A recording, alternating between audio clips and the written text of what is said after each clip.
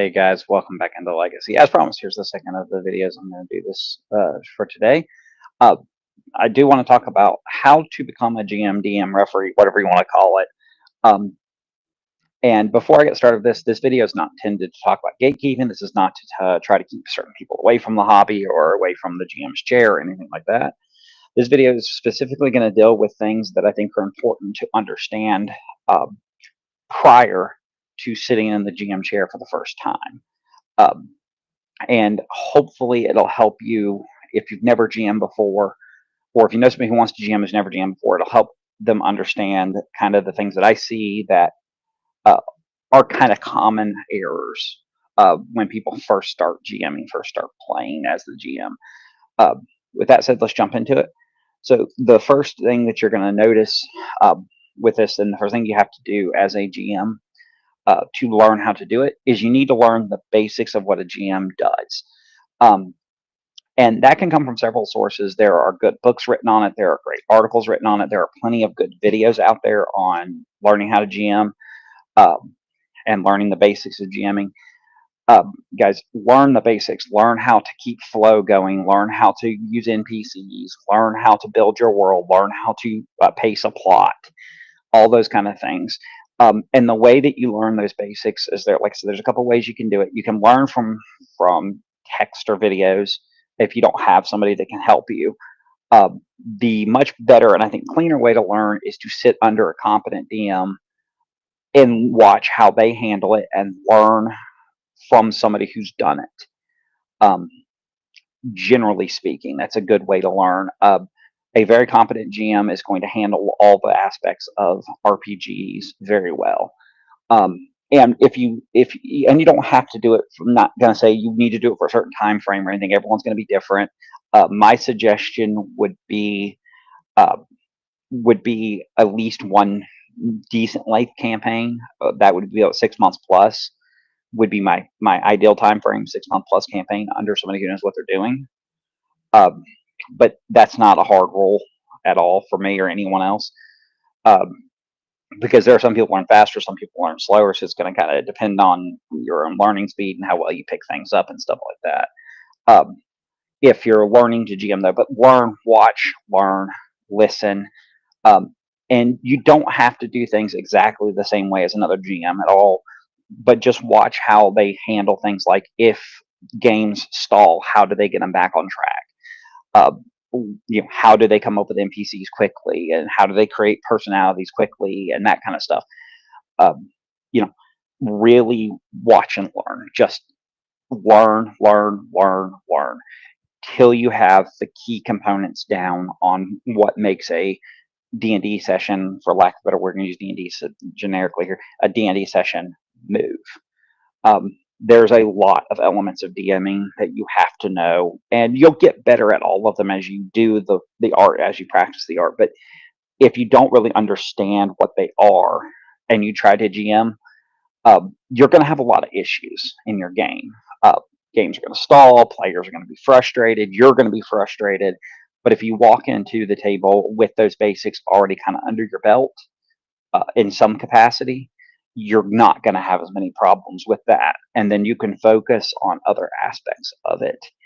Um, the second piece of advice I would give you as a new GM, DM, referee, whatever you want to call it, we'll just use GM generically here, as a new GM would be, guys, use a game system you're very comfortable and familiar with. Um, and the reason I say that is it's going to reduce rules referencing and things like that. And it's going to allow you to focus on building the aspects of the game. You're going to be able to build your NPCs better. You're going to be able to do that because you're not constantly referencing rules. You're not constantly referencing new information to you. So if you're a long time, say you're a long time, GURPS player, run GURPS. If you're, don't, or a long time D&D player, run D&D. Don't just jump into a system that you're not as familiar with, because that's just going to, again, it's going to serve as a point of frustration because your table is going to stall as you have to look up rules and as you have to look up information and all of that. You're going to spend a lot of time doing things that you should already have done. And that's a great tool for for it. Don't don't try to basically don't try to bite off more than you can chew when you first start. Um, Again, there's no hard timeline for when you should be prepared to jump into systems that you're less familiar with. Again, it's going to depend on the GM, but your first couple of games that you run, no matter the length, should probably be a game system you're familiar with. And then again, once you have kind of the basics and the familiarity with how games should flow and the movement and all that kind of stuff, and how to develop plot hooks and all that kind of stuff have come into play properly through GMing, then you jump into a system you're a little less familiar with, because then you're not trying to figure out how to do all the basic stuff while trying to figure out the more complicated parts of DMing. Um, the third thing I would honestly do uh, when I'm learning to DM, if I was going to teach somebody how to DM, um, outside of using common system, learn the basics, is also honestly, uh, guys, use GM tools.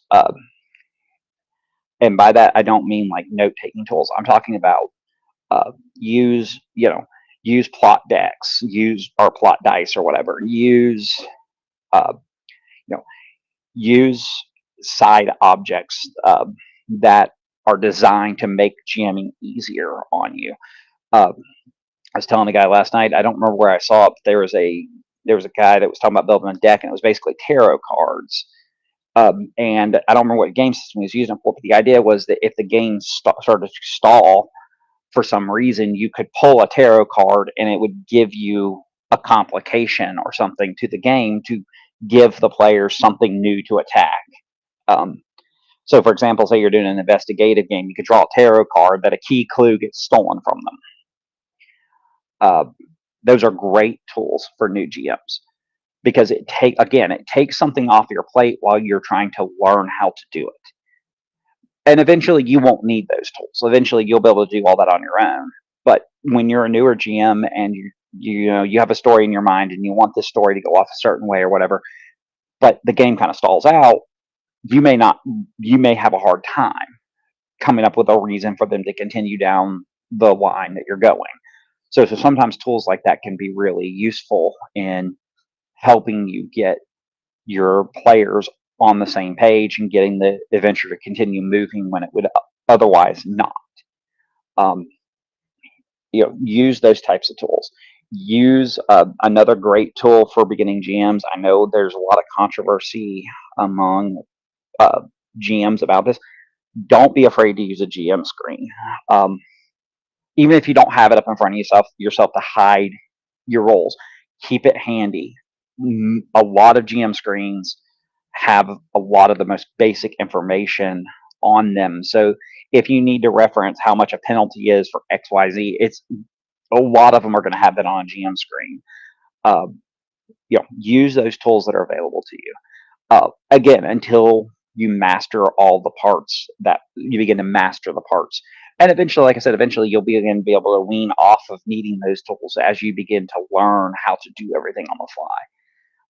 Nothing there's fundamentally nothing wrong with GM tools, including GM screens, especially for new or inexperienced GMs. Sorry, guys. Uh, Definitely keep that in mind. There's nothing wrong with using tools. And then, some little tidbits, side things. These are negatives about GMing for your first time that people don't think about. I'm going to say it outright. Uh, the majority of first time GMs, your games are going to be rough. They're not always going to be good. They're going to be very rough. They're going to be very, uh,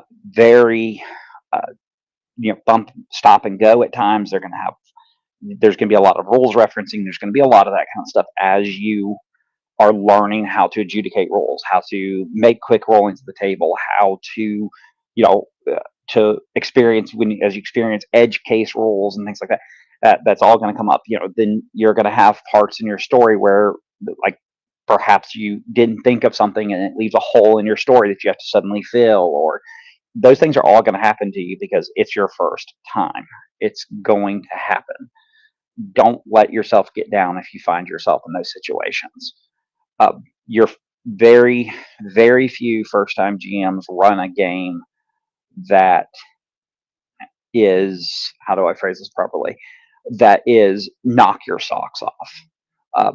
they do exist. I've met people who've played in first time DM games that have blown the socks off people, but as a general rule, you just don't get a lot of that from first time GMs. Because it's a rough patch. It's a learning experience. It's like the first time you ever rode a bike, it wasn't smooth. It was rough and it was hard, and you had to figure it out as you went along. And the same thing applies to GMing.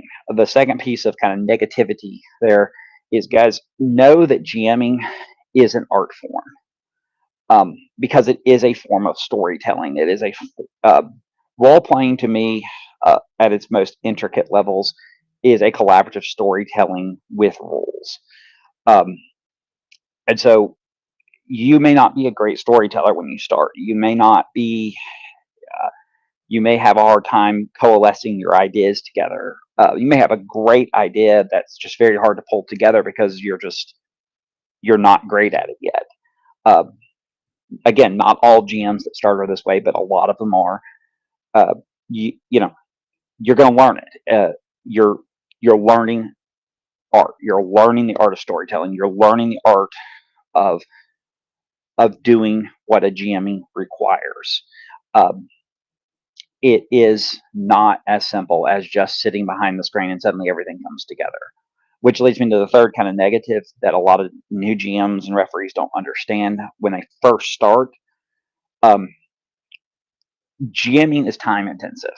A lot of it is. Um, you're going to spend more time than your players do on your game. Uh, be prepared for that. It is a reality. You are going to have to spend time looking up monsters. You're going to have to spend time readjusting storylines. You're going to have to spend time prepping. You're going to have to spend some time doing all that stuff. Even if you're doing emergent story play, or gameplay, which is a lot of table roles, you're still spending time making those rolls. You're still spending time doing all of that. And I cannot express enough to the new GM that they need to be prepared for that part of it. Can you sit down and just run a game? Yes, yes, but will it be a good game? Probably not. Probably going to be kind of eh. But if you sit down and run a solid game where you spent the time and stuff, there's going to be a world of difference. So no, those are three negatives about GMing, learning to GM.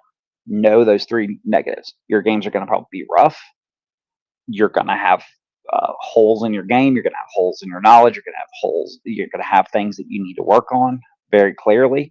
And then you've got to have the time commitment to do the game right. If you don't have those things, especially the last one, you don't have time to GM, really consider that you probably shouldn't GM, because you can't commit to it. You can't commit the resources needed. Now, I'm going to finish this off with something that sounds like gatekeeping. Like I said, this is not meant to gatekeep, but I do want to say it. Guys, I do believe anybody is capable of GMing. Anybody can take over the GM chair. I, however, do not believe everyone should be a GM. I think that GMing is a very particular way of play that some people are just never going to be good at.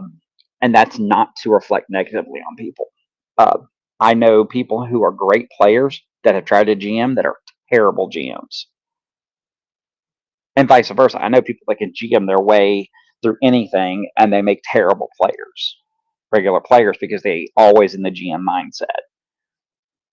So know that, don't be let down if you try to GM and you find that you're just not good at it or you don't like it or whatever. It is not a negative reflection on the person who finds that they're not the best GM in the world. It's okay. And that's another point that kind of goes with that. Guys, most GMs are middle of the road at best. I mean, that's just how it is. Most GMs are mediocre GMs. There are precious few outstanding GMs, and thankfully there are precious few truly terrible GMs. So be prepared to know that you're probably going to be a middle of the road GM if you do decide to take the chair. It's just part of learning the hobby. Like I said, guys, if you follow those if you listen to what I'm saying, promise you'll be better prepared for knowing what you're getting yourself into. And don't just trust me. Go read some of the articles that have been written about it. Go read some of the watch some of the videos. Go talk to people who've GM for a long time. A lot of GMs would probably be unable to find a lot of flaws in what I'm saying. Preparing yourself properly to sit in the GM chair is important because it is a very different experience. But either way, guys, I welcome thoughts, comments, questions, concerns. As always, follow up 3 rules: no ad hominems, no picking fights, no leaving me college dissertations. Other than that, guys, we do